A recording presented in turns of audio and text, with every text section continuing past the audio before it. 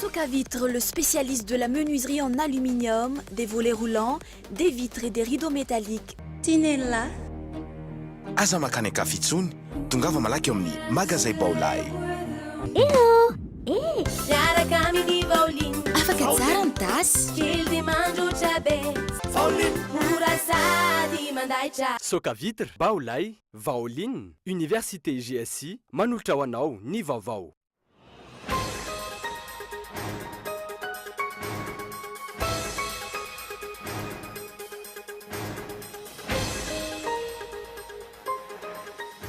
Mba antoerana ary miararatra ny bodingerina politika itondrana ny fampiavana-pirenena ny vato, ny fanoloana, lalam-pandroenana sy ny fananganana assemblée constituante indray no nalaza teny an-toerana androany. Ankoatran'izay ny vato io fampelezan-kevitra ankolaka ny teny an-toerana androany. Mitaky ny anaovana fifidianana mangarasy amin'ny fomba demokratika ny vondrony Europeanina. Natelin'izy ireo fa mitotongana ny tontolon'ny asa fandraharana teto Madagasikara tato anatin'ny herintaona ary mahakivy ireo mpampiasa vola vahiny izany. Ora avy any amin'ny aloha ny firotsahan'ny orana ny trano 570 eny amin'ny faritra ivy eto Andrenivohitra. Ny tsy fananana kaomina fitaovana andravana ny trano no mampiato ny asa hoy ny tompony andraikitra. Miandry ny toromarika avy amin'ny ministera-panjakana miadidiny fanajariana ny tany sy ny tetika asan'ny filoham-pirenena izy ireo.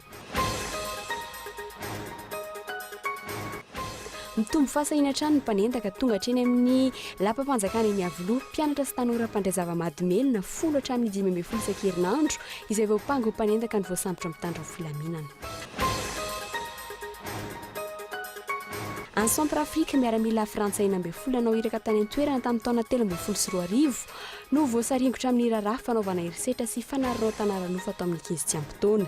Tatrizay navoaka ny Paola Donovan talain'ny fikambanana tsy miankina iray ary nanameloka amin'ny fanginan'ny mpiasa amin'ny firenena mikambana. Ny andinindininy izay avetrany.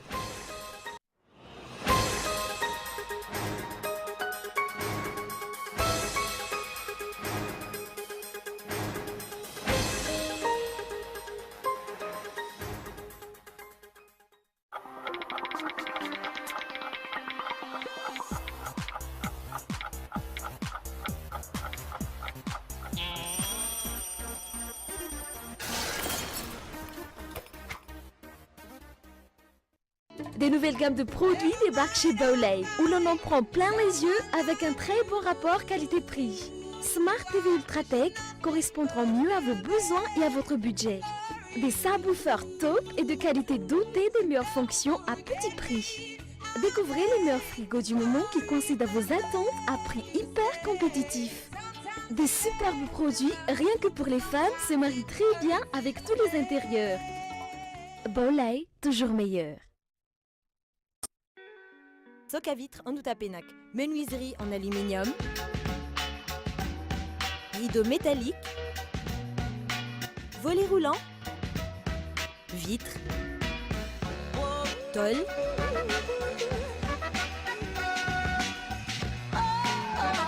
Socavitre en Outapenac, 020 22 682 28, 033 11 256 63, Socavitre en Outapenac. Très sincèrement à votre service. Bon ben je vais partir là. Hein. Ok. C'est bon là? Ouais. Pas de bisous? Non, ça va. Rejoignez Annick Beauté, spécialiste en coloration, coiffure d'événements, tissage, coiffure pour hommes, pack mariage. Oh, pas de bisous? Non, ça ira. Voulez-vous être une femme sublime, attrayante et sûre de vous? Mon secret, Annick Beauté. N'hésitez plus, affirmez votre personnalité chez Annick Beauté. Annick Beauté, notre secret. Efa ela no nitadiavako shampoing azo antoka sy tsy manimba ny volo. Shampoing tena mety aminy ary manamanitra azy ela. Sady maty ampiasa matetika e. Zany no nahatonga anay nifidy ny shampoing vao. Shampoing papay mampangirana sy manala ny volo misy aringotra. Shampoing menthe manadio sy manamevana ny volo misy angatrana. Shampoing citron, manome tanjaka ny volo mora amin'ny tsiromenaka. Vao shampoing tia ny volo query. Vao shampoing citron, papaye sy menthe amin'ny sachet sy tavoahangy. Situé dans une nouvelle ville, GSI Bypass, Université pionnière d'Avarajan, vous propose 4 filières clés: informatique de gestion, multimédia et communication, génie management du BTP, management des affaires. Inscription encore ouverte avec GSI ITOS. Téléphone 034 38 174 74. GSI Bypass. Téléphone 033 17 689 34. GSI, un passeport pour l'avenir. L'EFMED, c'est toute une gamme de produits d'ameublement d'une standing super classe, bien pour tous. Pour ma nouvelle maison, ce canapé est vraiment idéal pour me relaxer le week-end. Waouh! C'est tout à fait mon goût. Non seulement c'est décoratif, en plus, je vais pouvoir préparer mes petits déjeuners pour toute ma famille.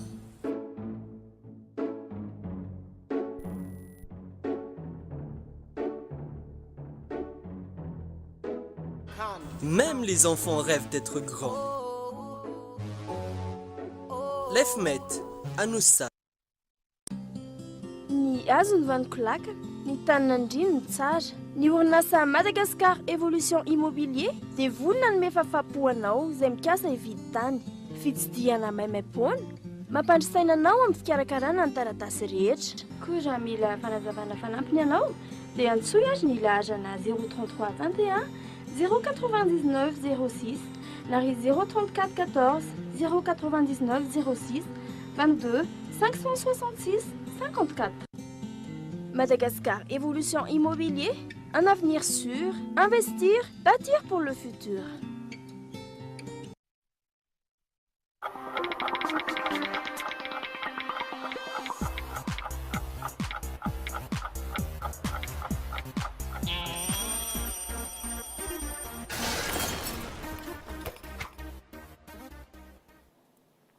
Ankafaliindra tombo kilasy tsongo vavy ny tsidina ny tokantrano amin'izao takarivo izao miarapa manokana ireo mpanaraka ny fampalam-baovao ny fahitalavitra Golo TV amin'ny alalan'ny fahitalavitra DSTV any amin'ny faritany Antsiranana manasanao ary anaraka ny fampalam-baovao hatramin'ny farany andro fahatelo amin'ny dinika ao amin'ny fampihavanam-pirenena mazava fahoravana ary hosoloana vaovao ny lalam-panorenana natsangana ny Assemblée Constituante iara mitatana ny fantanterana ny fehi-kevitra ivoaka amin'ny didinika ity Ezekilan'izay tantaratra ho mahazo tombony kokoa amin'ny dinika ny filoha teo aloha Marika Ravalomanana izay manana ny iray apatelo ny mpandray anjara tonga nitsidika ny Asambomira teny Ivato amin'ity androany ity. Fanadidiny Sorakotondrina. Mametra-panontaniana ny mpanao gazety mitady lalaka ivoahana amboninahitra amin'ny tsy fahombiazan'ny fitantanana ny firenena ankehitriny ve ny filohan'ny Repoblika Rajaonarimampianina. Kilalao fotsiny ve no natao tao anatin'ny herintaona mahery raha lany azy no hita fa tsy mahatoky tena intsony ny filoham-pirenena ankehitriny. Sanatria ve voaporofo ankehitriny fa tsy nieritreritra ny hitondra firenena filoha Rajaonarimampianina ka sepotra dia ity fampihavanam-pirenena tereko masaka ity no lalaka ivoahana mendrika hita fa mety. Raha ny fizotrony raharam-pirenena, filoham-pirenena Saribakoly sisa ny filoha fa fiarah-mitantana no hotohin'ny fampihavanam-pirenena eny Ivato. Mahalala tsara ny filoha ankehitriny fa misy lafy ratsiny ho amin'ny hoavy politika n'ity fampihavanam-pirenena ity.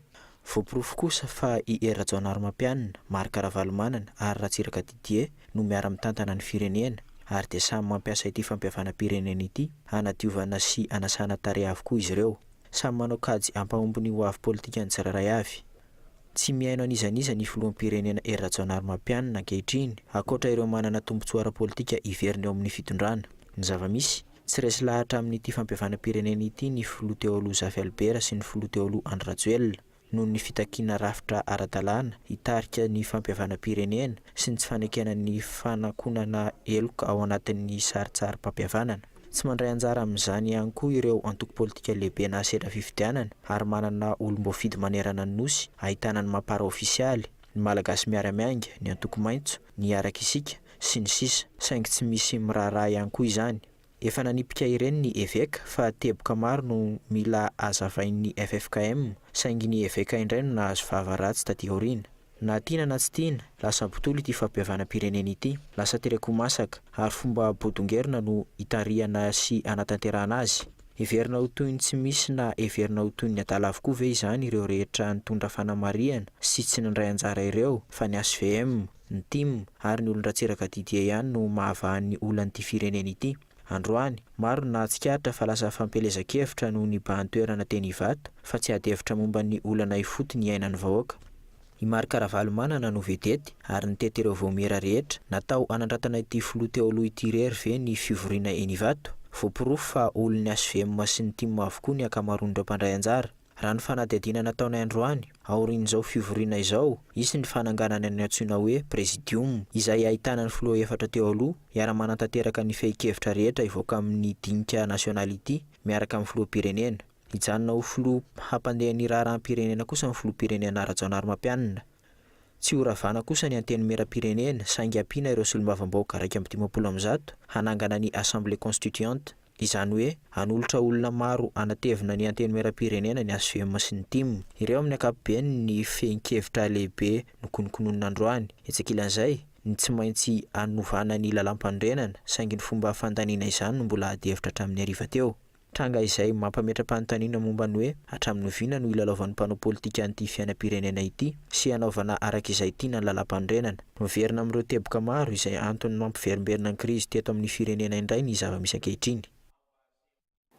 Fa tsy hoe keny rehetra ny fampiavanam-pirenena amin'ny endriny ankehitriny izay manitsakitsaka ny lalam-panorenana raha ny fanazavany ny mpikambana iray eo anivo ny sefafiana ny sehatra fanaraha-maso sy ny fiainam-pirenena.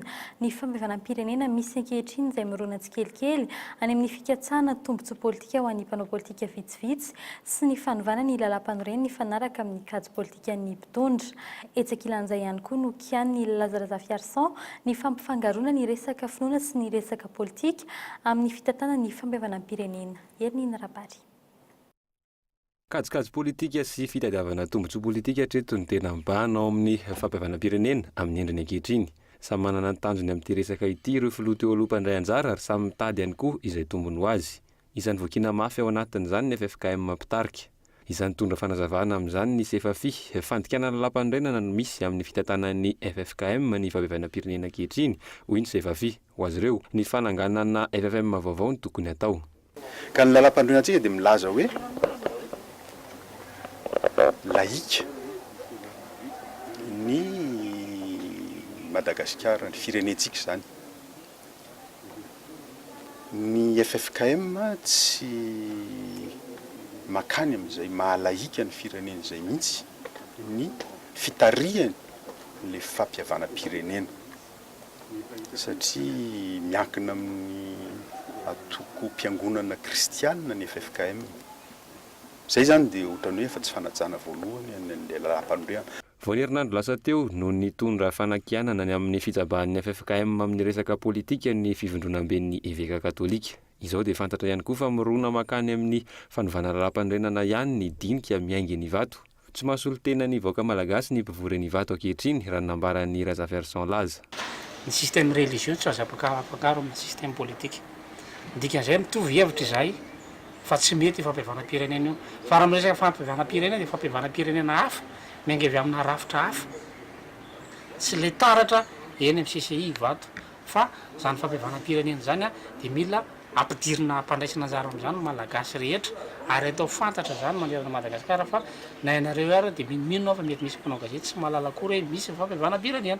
Raha tsy tena afa tsy ny ara-pinoana, 20 amin'ireo mpizaika maherin'ny 700 ihany no avy amin'ny finoana hafa ivelan'ny FFKM. Maro amin'ireo mpitarika atoko politika lehibe eto amin'ny firenena ihany koa no tsy nahazo fanasana tamin'ity dinika ity. Fanontaniana mipetraka ny hoe fampiavanam-pirenena tahaka ny ahoana no tian'ny FFKM mapetraka. Izay ihany koa no tena tokony hiavana sy ampihavanana. Mbola mikasika izay fampiavanam-pirenena izay hatrany fantatra fa mianto tena avokoa hatreto ny mpandray anjara avy any amin'ny faritra amin'ny toerana ipetrahany eto Antananarivo amin'izao dinika fampiavanam-pirenena izao ny sakafo atao androany no omena azy ireo raha ny fanadihadiana natao androany ny fanjakana na ny solotena ny FFKM avy any amin'ny faritra no miantoka na tongavana ireo mpizaika ireo. Fanadihadiana Izora Kotondrina. 5 isanjaton'ireo solotena isa-paritra manatrika izao fivoriana ety Ivato izao. Hatreto raha fanadihadiana miato tena avokoa ireo solotena avy any faritra ireo raha ny nambaran'ny solotenan'izy ireo hatrany. Ity raim-pianakaviana ity izao dia avy any Boeny ary ny solotenan'ny FFKM tany amin'ny toerana no niantoka ny fiakarany dito andrenivohitra sy nandoha ilay fandraisana anjara roa etsy ariary. indray aloha isaoranay amin'ilay FFKM avy any aminay fa tsy fantatro ny avy any faritany hafa fa tany aminay dia reo nandray anay total aller sy retour io dia reo miantoka anay. Toraka izany ihany koa ity solotena avy amin'ny faritra androy ity ho azy kosa ny faritra androy niantoka ny fandraisana anjara nireo solotena 530 tonga eto Antananarivo. Raha ny zava-misy ny sakafo atoandro ihany no omena azy ireo ety. Sakafo atoandro izay mbola mametraka olana ho any ireo mpizaika. Ilay tao amin'ny région Vakinankaratra dia ny chef de région moa zany nanampy anay tamin'ilay izy. Kanefa ny irininge fandraisana anjara eo amin'ny nasionaly fa ny amin'ny faritra tsy dia tena n'exigena loatra ilay izy. Ny manao zavatra moa tsy mora fa niveveranay anazy fidianay anazy ny mirina ilay izy. Vao nanombokantsika tamin'ilay fanombohana dia ohatra somary misy zavokely kanefa rehefa nilamina ilay izy deuxième jour lamina tsara.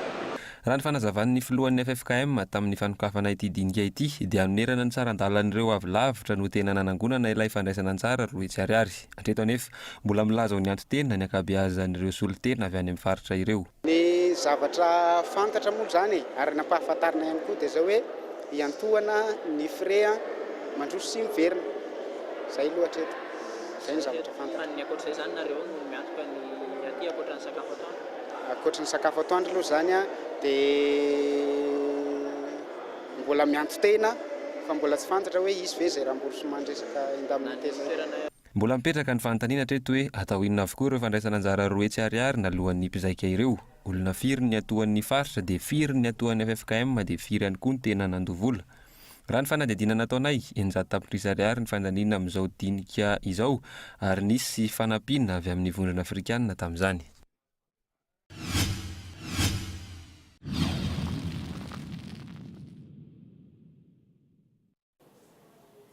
Fa mitaky ny antanterana ny fifidianana mangarary sy demokratika ny vondrona Europeanina miandry ihany koa ny antanterana ny fifidianana araka ny favoalaza ny gouvernemanta ny faraky amin'ny 30 ny volana jolay avy izao takin'izy ireo ihany koa ny ahitana samy vaingana amin'ny fampiasana ny vola azon'ny Madagasikara.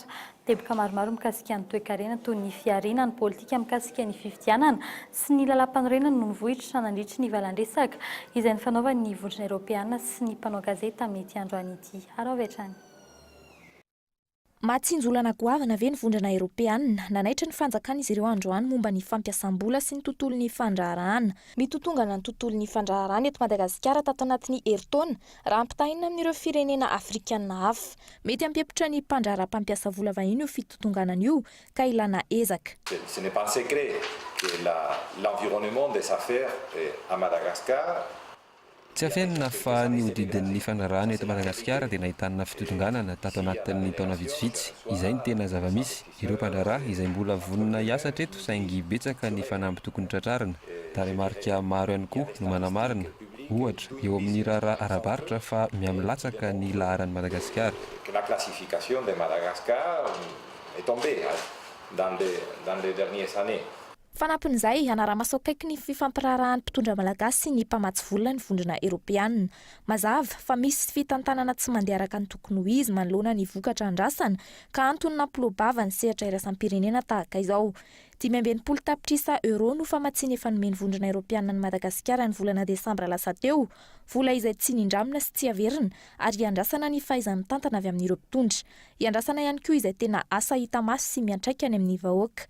Fa eo amin'io resaka fangarahara io hatrany, fifidianana mangarahara no takiana amin'ireo mpitondra sy ny rafitra mpikarakara ny fifidianana kominaly. Les représentants du gouvernement ont assuré que les élections vont. Efa nanamafy ireo solotenan'ny gouvernemanta fa hisy ny fifidianana amin'ny datany faraky amin'ny 30 ny volana Jolay. Izay ny tena zava-dehibe. Ny fampiresaka tamin'ny mpitondra fanjakana sy ny mpitantanany sy nita ihany koa izahay. Amin'ny mampikambana anay ao anatin'ny vondrona iraisam-pirenena. Mitaka izahay mba ho fifidianana malalaka sy demokratika ary mangarahara izany. Démocratique et avec transparence. Nanao fanamarihana ihany koa izy ireo fa ny fandriampahalemana sy ny fepetra amin'ny fehizany amin'ny sidina napakabaka no isan'ny mbola takiana Madagasikara ialany eo amin'ny annexe B. Ao anatin'ny fankalazana ny faha 520 taona ny fetin'ny Eropa ny vondrona Europeanina, etsika maro no hanamarina izany hatramin'ny 7 Mey, isan'izany ity tafatafa tamin'ny mpanao gazety androany ity. Mikasika ny fambevanam-pirenena sy ny fitakiana hanova ny lalam-panorenana kosa, nilaza ny vondrona Eoropeana fa azo ataony manavao izany raha toa ka tena ilaina tsy misy lalam-panorenana natao azo ampiasaina maharitra mandritry ny tantara ny firenena iray manontolo, ilaina kosa ny fanarahana tsara eo amin'ny mpisehatra izay amolavola izany. Fa amin'ny vaovany toe-karena kosa tsy tantaratra ny amin'ny vahoaka malagasy sy ny fiatsaran'ny fiarakarena tao amin'ny firenena. Tsy mbola hita ny mponina hatreto hoe inona ny ova teo amin'ny firenena raha ampitahaina ny taona 2024 sy ny taona 2024. Io no andikan'ny bahy toe-karena ny tatitry ny afrobarometra omaly. Misongadina anatin'io tatitra io fa mitotongana ary tsy misy ny mangarahara eo amin'ny fitantanana ny toe-karena eto amintsika. 3.4 isanjaton'ny olom-pirenena nanaovana fanadihadiana no milaza fa tsy mangarahara ny fitantanana ny toe-karena eto Madagasikara. Fanadihadiany Lili Rapiata. Araka ny fanadihadian'ny afrobarometra tamin'ny olom-pirenena, tsy misy fiantraikany mivantana amin'ny fiainana andavanandro ny vahoaka ny fisian'ny fitandrahana renakibon'ny tany eto Madagasikara. Misy elanelana misongadina eo amin'ny fiainan'ny vahoaka madinika sy ny mpitondra ary ireo mpanarava vaventy, na eo amin'ny fari-piainana, na eo amin'ny karama-raisina, na eo amin'ny fiahin'ny fanjakana ny sosialy. 7% isanjaton'ny mponina an-drenivohitra no misedra olana matetika amin'ny rano fisotro madio raha toa ka 12% isanjaton'izany ho an'ny mponina ambanivohitra. 8% isanjaton'ny mponina an-drenivohitra no tena sahirana amin'ny fahazoana izany raha toa ka mahatratra 8% isanjato izany ho an'ny mponina ambanivohitra. Mahatratra 8% isanjaton'ny mponina an-drenivohitra no tsy misakafo ara-dalàna raha toa ka mahatratra 5% isanjaton'izany ho an'ny faritra ambanivohitra. Ireo ohatra voatanisa ireo amin'ny ankapobeny no voalaza fa ilana farafahakeliny hitarafana ny fiainam-bahoaka sy ny fiariany. Au niveau de l'évolution de la situation économique, les gens perçoivent que leurs conditions de vie ne cessent de se dégrader de plus en plus. Voilà, ils n'ont pas donné les priorités sur lesquelles le gouvernement devrait s'attaquer, mais cela laisse déjà réfléchir sur le problème quotidien que la population peut rencontrer, notamment au niveau du coût de la vie, inflation et tout, et le chômage notamment. Araka izany, raha ireo no hitarafana ny fitantanana tsy misy tonga eny amin'ny vahoaka vokatry ny fitantanana ny arena sy ny toe-karena eto amin'ny firenena. 7% isanjaton'ny mponina no milaza fa tsy mangarahara ny fitantanana ny taona 2024. Nanodidina ny 8% isanjaton'ny olom-pirenena no nilaza izany ny taona 2024. 9% isanjato kosa ny taona 2024 ary nahatratra 2.7% isanjato ny taona 2024. Ny totongana hatrany araka io tarehimarika io ny fahaiza-mitantana eo amin'ny gouvernemanta araka ny hevitry ny olom-pirenena. Amin'ny ankapobeny tsy mifanaraka amin'izay lazain'ny mpitondra ny zava-misy iainan'ny vahoaka. Amin'ny zavatra rehetra, amin'ny ataoko hoe ny tetikasa zany, na ny tetikasa ny fanjakana, ny programman'asa, dia misy foana ny atao hoe vokatra azo andrasana ao anatin'ny ataontsika hoe somary lavitrezaka. Io moa zany amin'ny teny frantsay mety hoe moyen terme à long terme. Fa misy ihany koa ny zavatra ao anaty fohezaka izay tokony hojerena akaika. Ao anatin'izay rehetra ihany koa nefa itsika eto Madagasikara tena hoe ao anatin'ny fahatrana dia betsaka ihany koa zany zavatra hoe mila tanterahana avy hatrany. Aiza hoe izay ny mangarahara irairain'ny mpitondra isan-tsokajiny inona no nataon'ny fanjakana nandritra ny taona 2024. Hatreto miaratsy hatrany ny fari-piainan'ny vahoaka malagasy araka ny fanadihadiana. Na ny mpampiasa vola vahiny aza mamerimberina ny fitakiana ny mangarahara. Ny zava-misy aloha izany hatreto araka ireo tatitra maro samihafa momba ny toe-karena ankehitriny mbola sefitra Madagasikara. Tsy hita hoe roviana no iainga amin'ny marina ny toe-karena ary fampanantenana tsy arahina ny betsaka. Fandravana trano eto an-drenivohitra tsy nemotra ny komina ary tsy maintsy hirosoana ny fandravana ny trano tsy ara-dalàna rehetra sy ahina hiteraka-loza ho an'ny fiarahamonina tsy maintsy rava alohan'ny firotsahan'ny orana. Ny trano miisa 700 voalaza fa tsy nanara-dalàna raha nambara ny tompon'andraikitry ny komina androany. Olana amin'ny tsy fananana fitaovana lehibe no anton'izany. Miandry ny toromarika avy amin'ny ministeran'ny fananjariana ny tany ny tompon'andraikitry ny komina manoloa ny tranga ity arao ny fanampanazavana. Ato ny fandravana le trano izay niorina teo ambony ny lakan-drano ataontsika hoe CCO iny na le canal la ciel ouvert. Ny antony dia noho izahay ametraka lamina tsy maintsy haniditra amin'izay lamina lehibehibe izay satria raha amin'ny fandroson'ny asa teo nampatonga azy nyzany dia tsy maintsy nila fitaovana lehibe zany a ny samyvasy ny commune fitaovana lehibe tiako lazain'izay a dia anisan'izany zany ny engin toy ny tractopelle ny camion benne zany a zay itaomana an'ireo fako ao anatin'ilay canal kanefany a izay koa tsy hoe izay fitaovana lehibe zay ihany ilaina fa niaraka-olona koa indrindrindrindra. Lafim-baovao fatanteraka kosa indray 10 hatramin'ny 12 isan-kerinandro ny mpanao sito mahery voasambotry ny mpitandron'ny filaminana manerana ny tsena eto Antananarivo renivohitra tanora latsaky ny 20 taona ny 7 isanjaton'izy ireo tsy mijany eny amin'ny tsena ihany nefa izay fanaovana sito mahery izay tonga hatreny amin'ny lapam-panjakany ny Avilo ary ao ny fanadina tanterahiny Doany Andrenjatovo. Eto ambavadin'ny toeram-ponenana sy ny toeram-piasan'ny filoham-pirenena ety Avilo, lasa toerana mila fahamailona manokana ihany koa ankehitriny noho ny afitsoko ny mpanendaka. Eto amin'ity arabe miakatra amin'ny vavahadin'ny lapity izy ireo no manendaka amin'ny atoandro be nanahary. Tonga aty aminay mpanao sito mahery sy ny dahalo manafika amin'ny andro atoandro mihitsy. Olona mandeha amin'ny arabe zao vao maly indray tratra ny stomy ny poketra sy ny anona le ramato.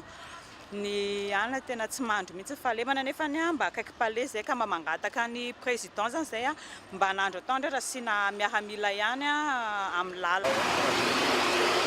Ohatra anazy io maly tety Avilo tety nisy nanao sito mahery dia banderole izy mitondra scooter dia ny anankiray manaraka ana aoriana dia ny anankiray miandry ana le mitondra scooter miandry anazy ery apitery.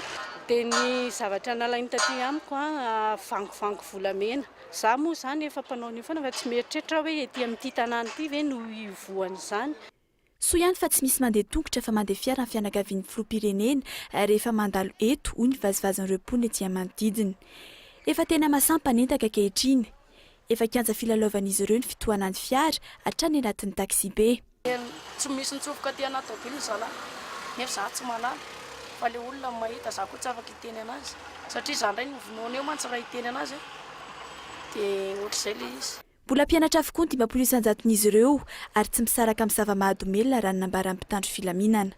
Maro ireo mpanendaka sy mpanao sito mahery no tsy miditra ponja noho ny tsy fisian'ny mpitory hoy ny mpitandro filaminana.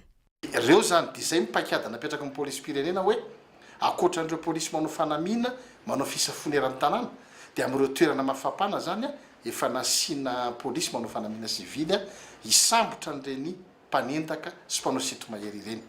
Fa ny olana dia ity matetika le olona hiaran'ny fanendahana na sito mahery rehefa voaverina aminy ny entany dia tsy mipotra manao fitoriana, tsy mipotra miatrika ny fanadihadihana ny anivon'ny polisy pirenena izy ireny. K'izay zany nanaovana antso amin'ny olona hoe rehefa niaran'ny eritreritra ianao niaran'ny sito mahery niaran'ny fanendahana sy ny sisa dia mba meteza hiatrika n'ilay famitorana zay atao. 5 ka hatramin'ny 20 taona ny ankamaroan'ireo mpanao sito mahery eto an-tampon-tanàna Antananarivo. Maro amin'izy ireny no mpamerikeloka mandalo mitsidika ny tamora rehefa tonga amin'ny fotoam-pitsarana dia tafavoaka. Isan'ireo faritra mena amin'ny fanendahana sy ny alabodry samihafa ny tsena toy ny eny amin'ny tsena Nisotry, Petite Vitesse, Analakely ary 67 hektara. Ny karazana asa hoentina aminao amin'ny ety anio ity ato anatin'ny fampahalalam-baovao ny asan'ny mpiavana anatin'ny fianakaviana 5 izay mivarotra tavoahangy eny Analakely efa 10 taonany maro zao tsy mitety tanàna mitady tavoahangy izy ireo fa misy manatitra eny isan'andro. Ny asan'ny mpamongady tavoahangy arahana amin'ny Mikael Ramarila. Rehefa tavoahangy hita ety avokoa ny kely indrindra hatramin'ny lehibe indrindra ary 10 ny vidiny mora indrindra izany hoe ny kely indrindra ary misy tavoahangy mitety bidy hatramin'ny 4 alina sy 1 ariary. Manomboka eo amin'ny 10 20 kely dia miakatra. Ny lafo indrindra zao eo amin'ny indray misy eo amin'ny 500, misy 1000 ohatr'izany, misy karazany. Fianakaviana 5 mamelatra entana amin'ny tany sy ambony latabatra izy ireo. Karazany 2 no ahitana tavoahangy alaina amin'ny orinasa mpampiasa tavoahangy ary aterin'olona eto. Misy foana ny mpanjifa isan'andro. Ny vanim-potoana ikarakarana fety iombonana misy ifandraisany amin'ny fomban-drazana kosa no tena mahabe ny mpanjifa. Isan'izany ohatra ny taom-baovao malagasy izay anasiana ny mponina eny amin'ny Doany. Isan'izany koa ny fomban-drazana samihafa ankalazaina any amin'ny faritra. tsy maharaka ny tavoahangy eto rehefa vanim-potoana tahaka ireny. Ho an'ity renim-pianakaviana iray ity izay efa nolovaina tamin'ny RNB ny asa. Efa ela be satria 3e génération zao asa ho manokana. Mani dadabe anay voalohany indrindra dia nidiasa mamanay dia nidiasako za zany zao 3e génération fa reto ankizy reto zao efa 4e génération indray. Ny fanadiovana ny tavoahangy no tena asa tsy azo tsintsinoavina. Ity vy lavalava iray ity no ampiasaina miaraka amin'ny savony sy éponge. Mila atao mangirana tsara ireo tavoahangy ireo. Ho an'ity renim-pianakaviana ity izay nisafidy nividy ireo tavoahangy maro ety mba hanatsarana ny ao an-tokantrano sy ny zaridaina. Menaka ihany ambolena voninkazo. Ohatr'izany isina zavatra isany teo ana zavazavatra ohatr'izany. Mampiditra iray alina ariary isan'andro eo izy ireo. Maro amin'ireo mpanao asa tanana atao souvenir toy ireny tavoahangy asiana fasika sy sary ao anatin'ireny no mividy ety. Tonga hatrany ivelany araka izany ireto tavoahangy amidy eto ireto.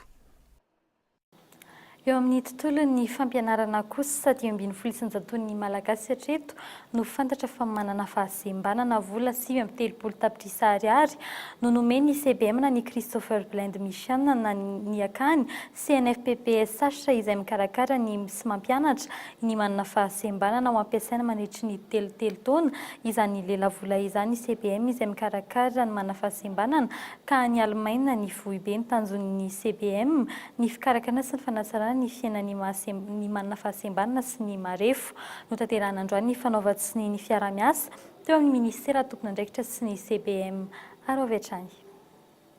Ny fiara-miasa misy zany amin'ny ministerany asa sy ny fianarakasa dia tsotra fotsiny dia fampirobona fijerevana miaraka inona ny fomba azo atao ahafahan'ny tanora malagasy na manana fahasembanana izy na tsy manana fahasembanana izy mba hahafahany zareo miditra ao anatin'ny tontolon'ny asa. Raha vao resaka tontolon'ny asa zay zany jerena dia fahaiza-manao ary tsy vitany hoe fahaiza-manao koa fa hijerevana amin'ny tontolo ny asa ray manontolo inona ny zavatra tokony atao hifanomezan-tanana ireo sakana isan-karazany mba hahafahan'ireo ankizy ireo manana ny anjara toerany ao anatin'ny famokarana ary fampandrosoana Madagasikara. Fa niakatra 274 isan'ny mpiadina baccalauréat soratra anarana amin'ity fanadinam-panjakana amin'ity taona 2024 ity raha toka 724 izany tamin'ny taon-dasa ny tombo 200 isan'ny mpiadina amin'ny baccalauréat teknika ary ny ena 400 ny mpiadina amin'ny sokady siantifika CCD amin'ny ankapobeny morona amin'ny sokady literaire ankehitriny ny mpianatra na ny ambaratonga faharoa hatrany amin'ny ambaratonga ambony ny tsy fahampin'ny fampahafantarana ny sampam-pianarana samihafa no antony ny fanazavany teknisianina. Fanadihadiana Lili Rapiata. Ho an'ny eny amin'ny anjerimanontolo, sampam-pampianarana aisoratra sy teny vahiny amin'ny ankapobeny no misy mpianatra betsaka indrindra.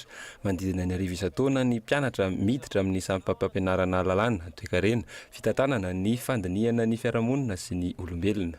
Toy ireto mpianatra ireto, ny asa anyarina no antony safidy. Ny antony safidianako an'ilay filière droit zany mbola sampy tsara ny arina mpisolo vava. Zay aloha raha ho anahy manokana aloha zany zao dia tena tiako dia hoe lasa mpitsara satria izay nefa nofinofiko dia ataoko ngamba izay atongavana amin'io sehatra io na mety hoe amin'ny ambonimbony kokoa ary. Fianarana mora na science molle amin'ny ankapobeny no ilazana ny fianarana mifantoka amin'ny aisoratra raha ny fanazavan'ny mpahay fiarahamonina iray. Mifampiankina ireo fahalalana ireo, ny zava-misy mirona amin'ny fianarana fitantanana ny tanora mpianatra ankehitriny. Ny tsy fahampian'ny fikarohana manokana ataon'ny mpianatra tsirairay sy ny finiavany mikaroka hevitra no mipetraka olana raha ny fanazavany hatrany. Vokany mirona amin'ny fivarotana sy ny asa madinika 500,000 mpianatra na vita fianarana fa tsy misy orinasa mandray. Manomboka miditra amin'ny tena fampiarana mihitsy ny lazainy amin'ny mpianatra iny moa dia ny hoe misy ny asa ary irarina ny izy ny asa satria be dia be ny zavatra tokony hidirana mpanao hay olona ohatra fa tsy fantatry ny olona dia raha misy ny asa ary izay inona fa be dia be mihitsy ny asa azo atao fa azo hofanina koa ilay mpianatra hanangana na hamorona asa zay zao ny fironana amin'izao fotoana zao. manoloana ireo tsy mbola ampy ny orinasa afaka mandray piasa teknisianina maro eto amintsika. Orinasan'ny mpandraraha vahiny no misy eto ny fampiroboroboana ny fianarana teknika ahafahana mamoaka piasa afaka miasa amin'ny orinasa ny vahaolana raha ny hevitry ny avy eo amin'ny ministeran'ny asa sy ny fampianarana teknika. Ny fampandrosoana ny firenena anankiray indrindra ireo oharina amin'ireo tany mandroso dia miainga foana avy amin'ny fananana teknisianina matianina. Ka izay nefa ohatra ny mbola tsy tsapantsika tanora loatra eto Madagasikara, misy sampanasa be dia be azo idirana amin'ireny lycée teknika antsika ireny ary izany no ahafahana mamoaka teknisianina tsy mena mitaha amin'ireo any ivelan'ireo dia amin'ny alalan'izay zavatra izay zany rehefa betsaka ny teknisianina mivoaka eo amin'ny tontolon'ny asa dia mazava ho azy hoe misy koa zany le filana ary io filana io tsy ataotao foana akory fa arakaraka ny zavatra ilain'ireo mpandraraha. Manodidina ny 2,000 avy isaky ny departementan'ny mpianatra ray sy ny isa-taona eny amin'ny anjerimanontolo ao amin'ny departementan'ny lalàna, ny fandiniana ny fiarahamonina, ny toe-karena ary ny fitantanana. Manodidina ny 100 kosa isaky ny sampam-pampianarana teknika toy ny agro, ny fitrandrahana renak'ibony tany. Tsy ny atsasaky ireo mpianatra ireo amin'ny ankapobeny no mahavita ny fianarana isa-taona. Manodidina ny 700 ny tany tsy fananana asa eo amin'ny tanora ankehitriny eto Madagasikara araka ny tarehimarky ny Instat. Hatratra 100 isan-jato izany tarehimarika izany, afaka 10 taona manoloana ny tsy fisian'ny famoronana orinasa sy ny famoronana asa. Vaovao kolontsaina kosa indray anio no ankalazana ny andro isam-pirenena ho an'ny mozika jazz. Araka ny tantara efa 20 taona mahery izay nidiran'ity mozika ity teto Madagasikara. Maro ny mpankafy nankalaza izany tetsy amin'ny zaridaina Tanarena ny hariva teo. 20 mahery nahazo mari-boninahitra ho an'ny mpanakanto miangaly ny mozika jazz toy ny commandeur ny chevalier ny officier des arts des lettres de la culture nandritra izay fankalazana izay fanampanazavana. Dia mihoatra ny 50 ny mpanakanto nahazo an'ilay mari-boninahitra moa zany eo moa zany ny commandeur des arts des lettres de la culture ao koa ny chevalier des arts des lettres de la culture dia eo koa ny officier des arts des lettres de la culture fa manantena koa zay fa amin'ny Madagasikara manaraka dia mbola isy artiste koa omena an'ilay mari-boninahitra. Raha vaovao izay mikasika ny tafika frantsay ny fanambarany Paula Donovan tale ny fikambanana tsy miankina iray nahafantarana fa nisy ny fametavetana ankizy izay hampangana ny tafika frantsay tany Centrafrika miisa 12 ny miaramila frantsay fantatra fa nahavita izany teo anelanelan'ny taona 13 hatramin'ny taona 14 nandritra ny opération Sangaris miteraka adihevitra vaovao ny Frantsa indray ity zava-misy ity fanadina eo amin'ny sariny France 24.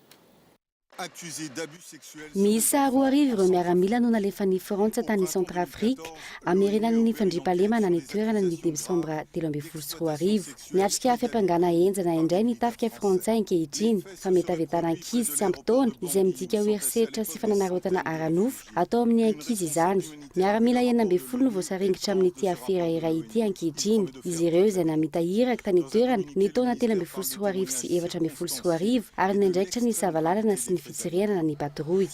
Fa vao nisarika ny sain'ny fikambanana tsy miankina maneran-tany ihany koa ny nahafantarana fa nalala ny fisiny izay nisy olon-tena ny firenena mikambana tany Centrafrika saingy tsy nanasongadina izany tamin'ny tatitra izay nataony. Fikambanana tsy miankina iray izay niasa tany Centrafrika no nasana makim-batsilana nyity resaka ity. Teny amin'ny tompy fandraisana ny ropitsomponena ny tany toerana no niseo ny fananarotana ara-pananana sy fivarotana ankizy mahavoasaringitra ny tafika frantsay araka ny vaovao hatreto. Hotakaly ny sakafo omeny ireo ankizy ny fananarotana aranofo azy ireo raha ny voarakitry ny tatitra nataon'ny Paula Donovan izay nilaza fa nahita maso izany. Efa nidina teny fotony ny mpitsara miaramila frantsay anadiady mahakasika izay. Nampetona tamin'ny asany ilay tompona ndraikitra teo anivon'ny firenena mikambana voapanga. Ezekilan'izay efa tonga tany Centrafrika ny UNICEF amin'ny fanohanana ara-tsaina n'ireo ankizy niarana izay herisetra ara-pananana izay. mitaky ny antanterana ny fifidianana mangaratsy amin'ny fomba demokratika ny vondrona eropeanina vao ny fampianarana tafakiratra ny amin'ny 574 isa ny mpiadina baccalauréat soratra anarina amin'ny fanadinam-panjakana amin'ny taona 2024 2024 raha toa ka tsy nisy afa-tsy 720 izany tamin'ny taondasa ary farany vaovaon'ny sosialy oravena mialohan'ny firitsahan'ny orana ny trano misy 500 eny amin'ny faritra iva voalaza fa tsy manara-dalàna eto Andrenivohitra raha nambarany tompona andraikitry ny komina Androany dia izay ihany koa no entina manakatona ny fampalam-baovao amin'ny teny malagasy tamin'ity anivity sorona trany ianao niaraka tamin'ny hatramin'ny faramay fotoanao indray raha mipitsy tahaka izao veloma tompoko.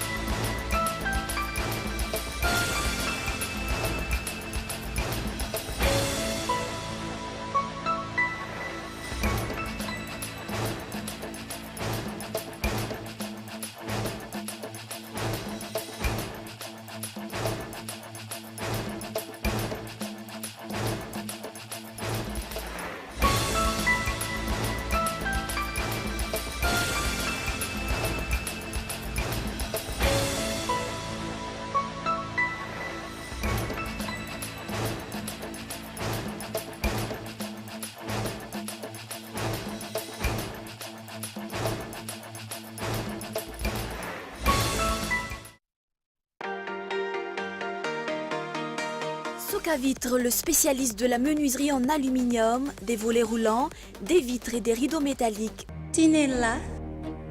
Aza makany kafitsony, tongava malaky eo amin'ny magazay Baolay. Afaka tsara ny tasy. Ny fahapalalamba vao dia niarahanao tamin'ny Socavitre, Baolay, Vaolina.